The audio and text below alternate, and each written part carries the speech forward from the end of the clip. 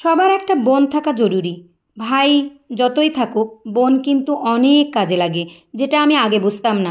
ছোটবেলায় যখন আমি যখন একা ছিলাম, তখন আমি মায়ের সাথে খুব বায়না করতাম আমার একটা বোন লাগবে, কারণ বোনের সাথে খেলা করা যাবে। আল্লাহর কি রহমত, আমার একটা ভাই হলো। কিন্তু আমি তো চাইছিলাম বোন, তো সেক্ষেত্রে ভাই হলো, এটাতে আমার কোনো কিছু তেমন কষ্টের কিছু ছিল না। তখন অনুভব করলাম আমি যখন শ্বশুরবাড়িতে যাব, আমার ভাই আমাদের বাড়িতে বেড়াতে যাবে, কত কিছু রান্না করব, ভালো মন্দ খাবে।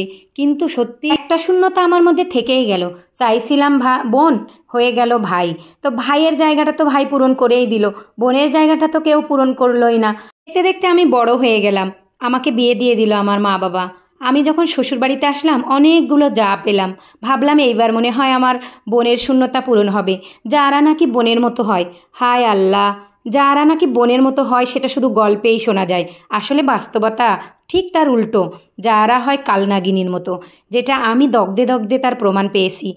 প্রত্যেকটা ক্ষণে ক্ষণে আমি সেটা অনুভব করেছি, যেটা অতি বাস্তব কথা, কারোর সাথে শেয়ার করা যায়নি কখনো। এমন এমন কাজ তাদের দ্বারা হয়েছে, যেটাতে লজ্জায় আমি মুখ লুকাতে পারিনি। তারপরেও তাদের সাথে ভালো ব্যবহার করতে হয়েছে।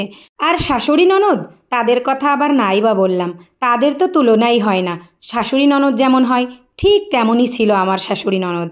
যেমনটা চেয়েছিলাম তার বিপরীতে পেয়েছি সত্যি। কিন্তু শাশুড়ি ননদ নাকি মায়ের স্থান, বোনের স্থান দখল করে, আসলে কিন্তু সেটা না। সেটা কোনো দিন কোনো কারোর সংসারে হয়নি, তেমনটা আমার সংসারেও হয়নি। আমিও তার ব্যতিক্রম না। আর আমার বাবা মায়ের জায়গা সে তো তারা দখল করেই আছে। এই জন্যেও আমার অন্য কারোর নিয়ে আফসোস হয়নি যে আমার বাবা মা তো ঠিক আছে। কিন্তু আমার বোনের আফসোসটা চিরতরের জন্য রয়েই গেল। বোনের জন্য এত আফসোস কেন জানেন? সেটা হচ্ছে, মায়ের সাথে সব কিছু শেয়ার করা যায় না। আর ভাইয়ের বউ, সে তো পরের বাড়ির মেয়ে, সে কি আর আমার বেদনা বুঝবে নাকি আমার কষ্ট বুঝবে? কখনোই বুঝবে না। একটা বোন যে সব সময় বোনের কষ্টটা অনুভব করে, যদি তাদের মধ্যে মিল থাকে।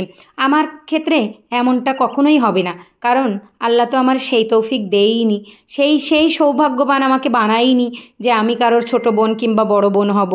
সবার সংসার ভরপুর থাকলেও শূন্যতা কোথাও না কোথাও থেকেই যায়, কষ্টের জায়গা থেকেই যায়। যেটা হয়, সবার সাথে শেয়ার করতে মনে চায়, তখন একটা বোনের প্রয়োজন হয়। আর মাদের প্রয়োজন হয় মেয়ের। বোনরা বোনদের সাথে শেয়ার করতে পারে, আর মারা পারে মেয়েদের সাথে। কিন্তু আমার তো এই কপাল তো আল্লাহ দেয়নি। আর কি আর করা, আমার ভাইয়ের বউ সে তো কখনোই হবে না। আমার ছেলের বউ মোটে প্রশ্নই আসে না, কারণ যুগের পরিবর্তনে আমিও একদিন শাশুড়ি হব। হয়তো আমি ভালো শাশুড়ি না হতে পারলে খারাপ শাশুড়ি তো হতে পারবো। খারাপ শাশুড়ি হলে তো আমি তার সাথে কোনো কিছুই শেয়ার করব না, আর সেও আমার ধারে কাছেও ঘেঁষবে না। এটাই নিয়ম। আমার যে একটা বোন নেই, সেটা আমি এখন দগ্ধে দগ্ধে সেটা ফিল করি। কেন জানেন? না বলা কথাগুলো জমিয়ে রাখি কারোর সাথে শেয়ার করব বলে। সবার সাথে শেয়ার করা যায় না সব কথা। তো একটা বোন থাকলে তার সাথে শেয়ার করলে অনেক ভালো লাগতো, কারণ বোন তো বোনের কথা বোঝে। আর মার সাথে শেয়ার করব, সেটা তো সম্ভবই না। আমার দুঃখের কথা যদি আমার মার সাথে শেয়ার করি, তা আমার মাই তো উল্টো আরও দুঃখী হয়ে যাবে। সেক্ষেত্রে হিতে বিপরীত হলো না? মায়ের সাথে ভালো সম্পর্ক আছে সেটা ঠিক আছে, তাই বলে সব কিছু শেয়ার করা যায় না, এটাই বাস্তব। কিন্তু বোনের সাথে সব কিছু শেয়ার করা যায়। ভাইয়ের বউয়ের সাথে তো প্রশ্নই আসে না। আজকে শেয়ার করব, কালকেই মনে করেন সে আমাকে এসে ধরবে।